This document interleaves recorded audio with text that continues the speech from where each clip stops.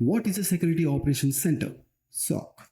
Now that we have talked about what we are protecting and why, it's time to meet the team and stand on the front lines. Imagine a command center, screens everywhere, real-time data flowing in, security alerts flashing. This is the Security Operations Center, or SOC for short. SOC is the heart of organization cybersecurity.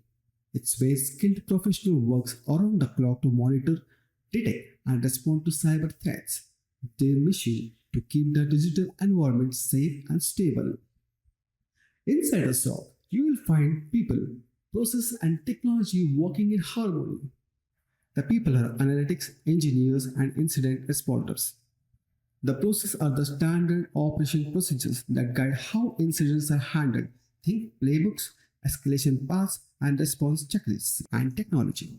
Tools like SIEMs, security information and event management platforms, along with firewalls, threat intelligence platforms, and forensic software.